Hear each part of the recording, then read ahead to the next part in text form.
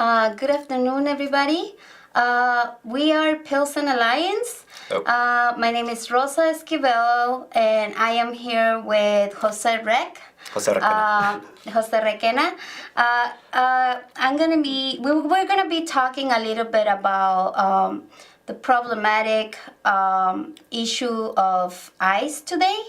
However, if you want to get involved with our organization, Pilsen Alliance, we are a justice organization, a social justice organization, and you can get involved by going to our office, which is located at 1744 West 18th Street, Chicago, Illinois 60608. Or you can call us at 312-243-5440. Or you can send us an email at thepilsenalliance.org. We also have a Facebook page, and you can also follow us on Twitter.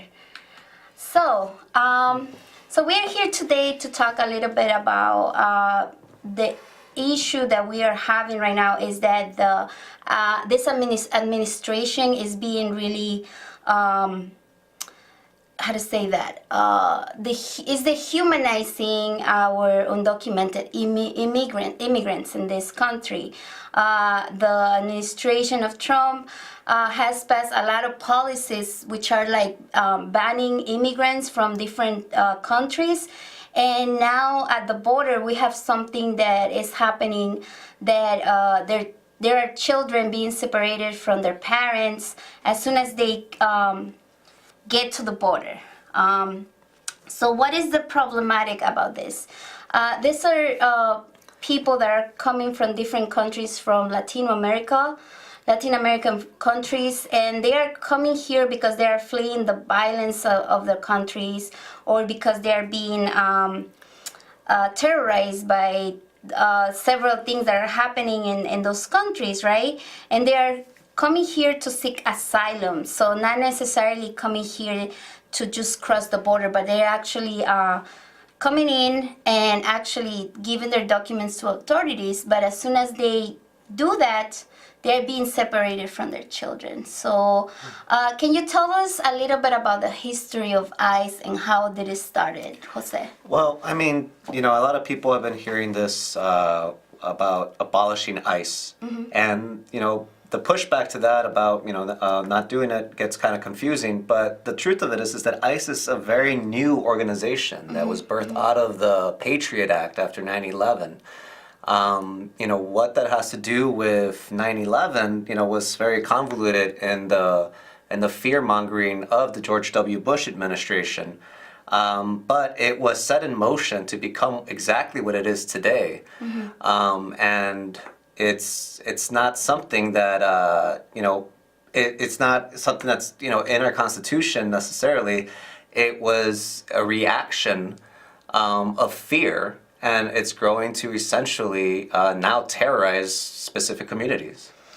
Yes, I think the thing that it has been very impactful is to see the images of those children in cages. Yeah. At which there's a lot of response not only in the Latino community, but what we have seen is a movement, right? And it has hit like everyone, right? Because the treatment that they're receiving is very dehumanizing. The children is sleeping in the floor.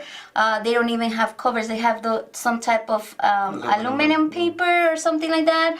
And we keep hearing more and more about stories about the abuse that they are going through, and not only about that, but also how traumatic it has to be for a baby, a 1-year-old, that gets separated from their parents, the psychological trauma that those children are going to have to represent themselves in a court of law. If you look at the history of forcing inmates, to represent themselves, not give them proper representation, and then expect anything but a farce of justice or law or process.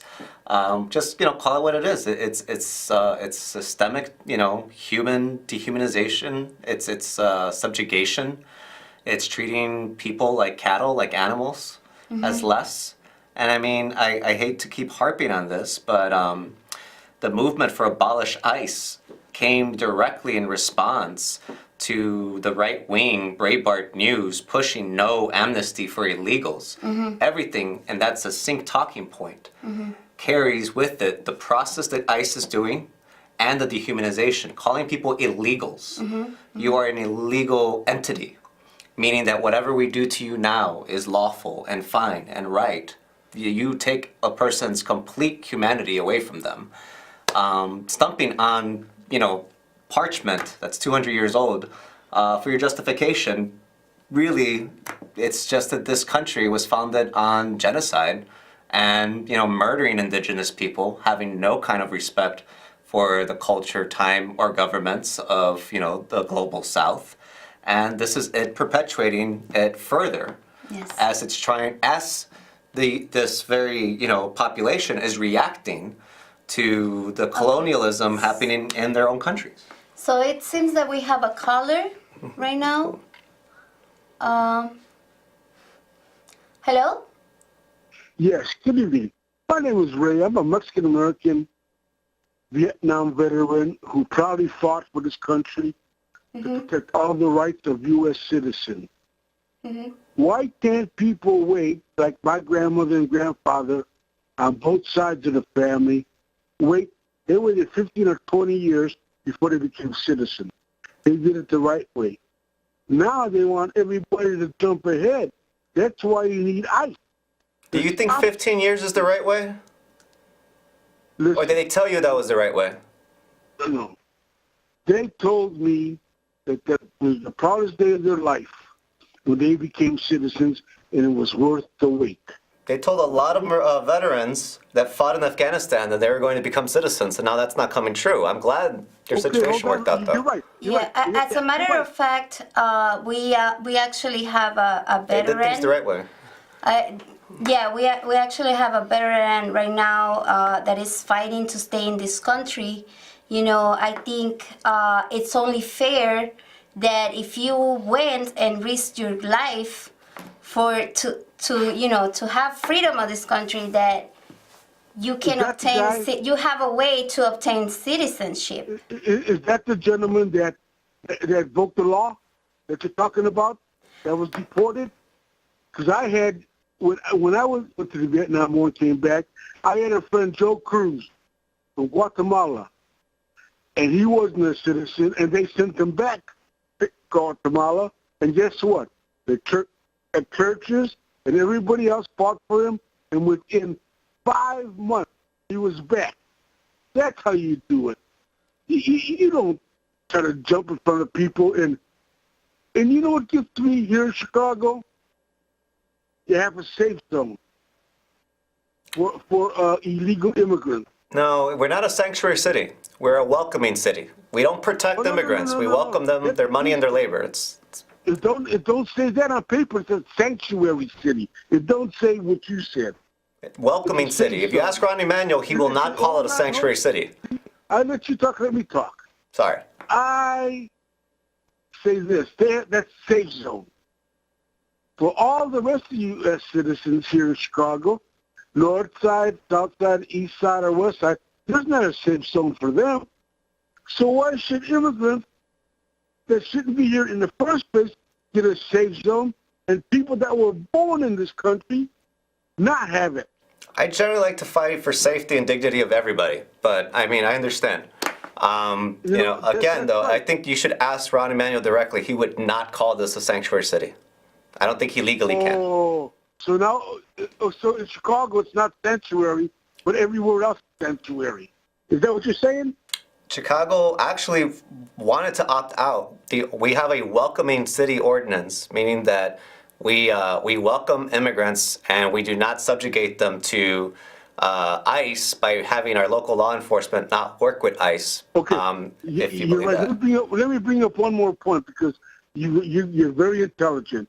Why is it that the people, Rahm Emanuel wants to give free identification card to people that shouldn't even be in this country, immigrants, legal or illegal, and the citizens of Chicago have to pay $10 or $15 to get that same ID card. So I know that the city clerk's office has been going to many different neighborhoods to clarify a lot of these talking points that come out of, different communities that feel they're being left out. But the truth of it is, my eye is that the ID card is really just to increase voter participation with Ron Emanuel's face on it, not necessarily targeting the Latino community to vote for him. That goes for all the communities that he's opening those key cards So in. it He looks wants all like of it. it looks like, I'm sorry to cut you up, but it looks like we have another caller in line. All right, thank you. Thank you so much. Thank you for your service and thank you for calling. Thank you for calling. Well, good evening, guys. How Hello. you doing? What is your and name? Ray, yes, my name is Steve. I have an opinion about what the last caller was saying. Okay. If you could fight for the United States of America and die for the United States of America, why you can't be a citizen? That should be a well thought. I mean, come on, Ray. I know how you think. You sound just like our president, Donald Duck. He does the same thing. He don't want everybody illegal. Well, look at his golf course that he got. Look at the ad that he put in the paper of hiring. You need to see who works for him, Ray. Ray, another thing.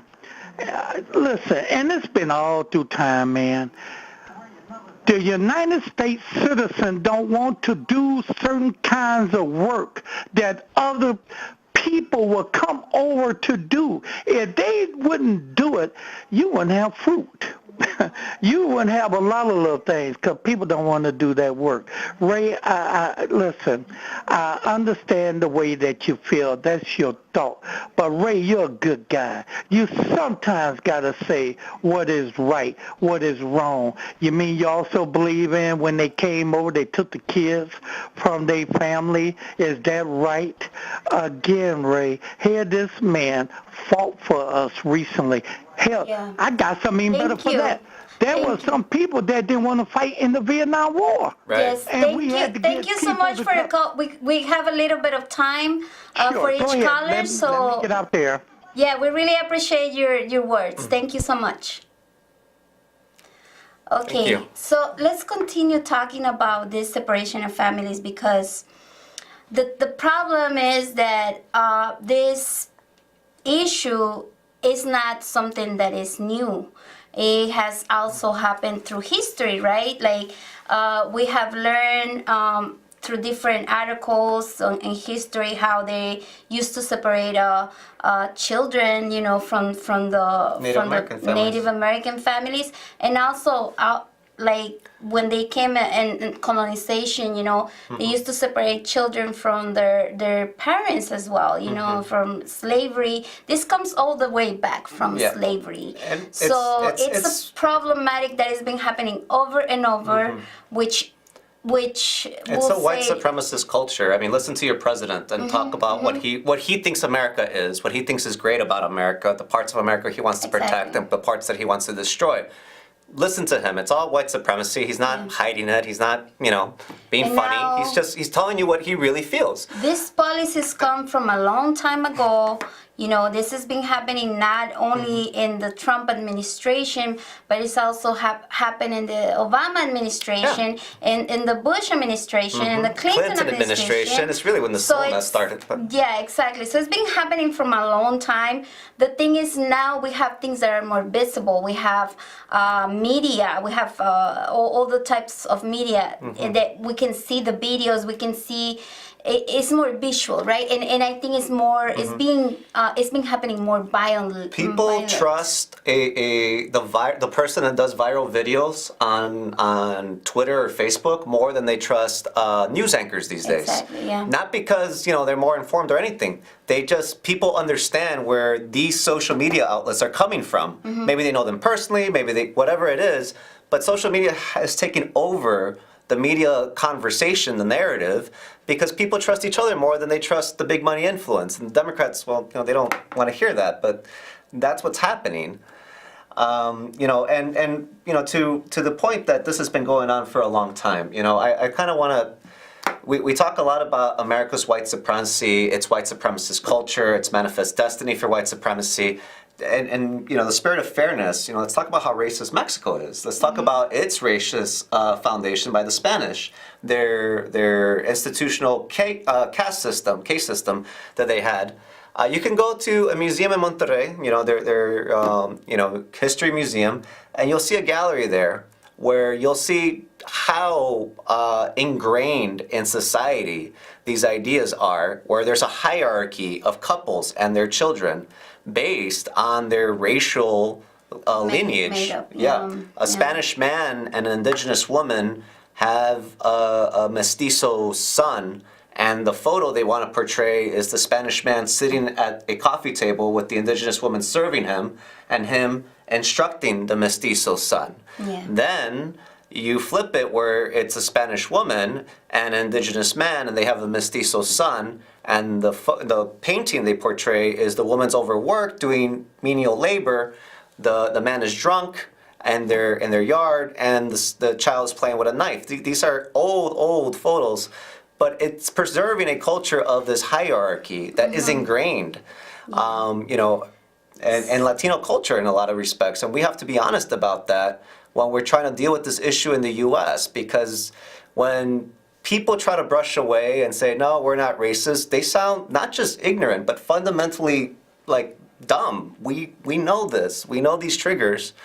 And we know racial, you know, cultural cleansing when we see it. Sorry. We also have to look at the different messages that are coming out of this, out of the separation of families, right? Like, some people are just saying, let's just keep families together.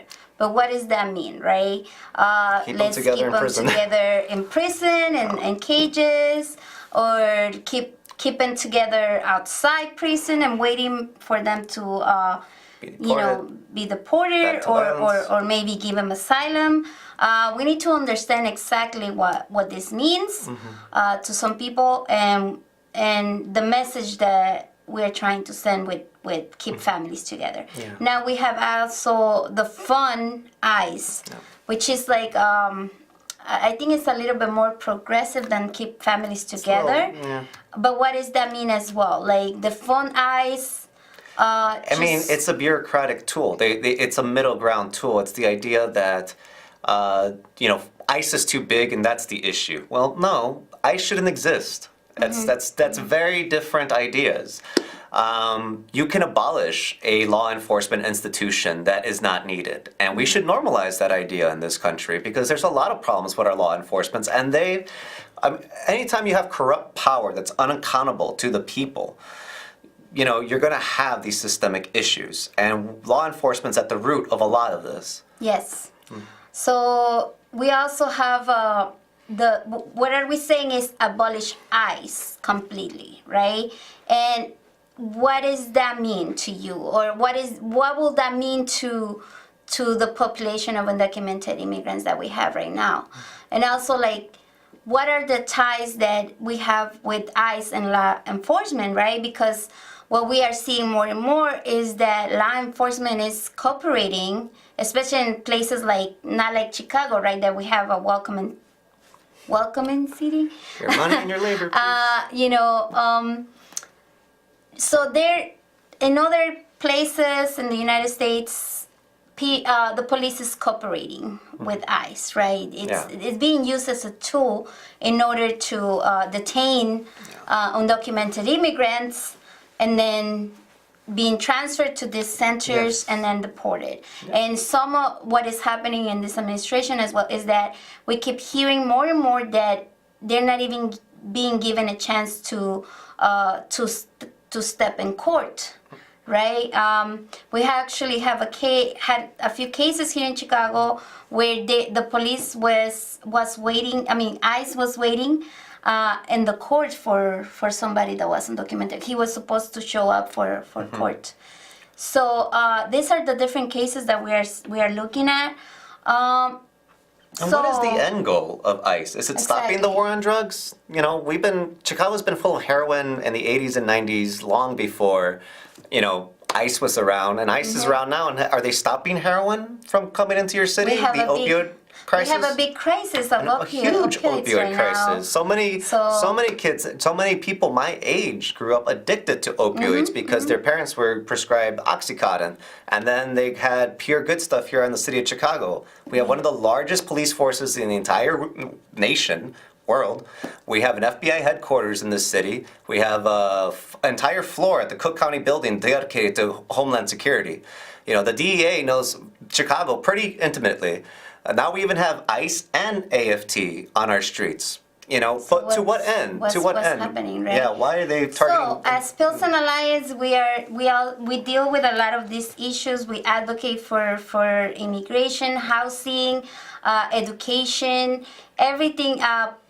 Police accountability. So if you're about that, you can come and you can get involved with us. You can visit us in our office, 1744 West 18th Street. Call us at 312-243-5440 or send us an email. You can also follow us on Facebook and Twitter, and so you can get involved.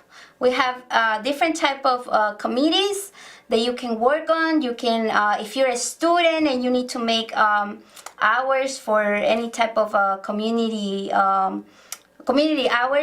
we also, right here, we can help you with that as well.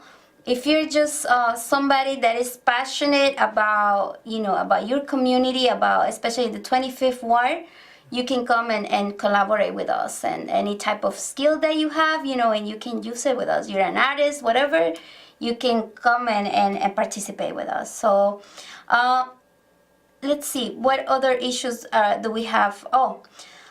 So we can talk also about Pilsen, right? The schools in Pilsen are basically, a lot of these kids that attend these schools are from undocumented parents, right? What we are finding in Pilsen is that a lot of these kids are having a lot of mental health problems because a stress that is being inflicted on them, not only because of gentrification, not only because the funding of the schools, that we have a lot of programs that are being cut, but also because their parents might be undocumented. And the president's just laying into all that. So what do we do with these children? How do we support them when we have, let's say, 2 social workers for a ratio of, let's say, 1,600 students? For example, Benito Juarez, right? Which is a school that is very important in Pilsen. How do we support those children? What do we tell them? I mean, CPS just recently passed something to include 250 more social workers and much more case managers. That was after years of fighting for that and threatening powerful politicians with political payback. That's how we do it.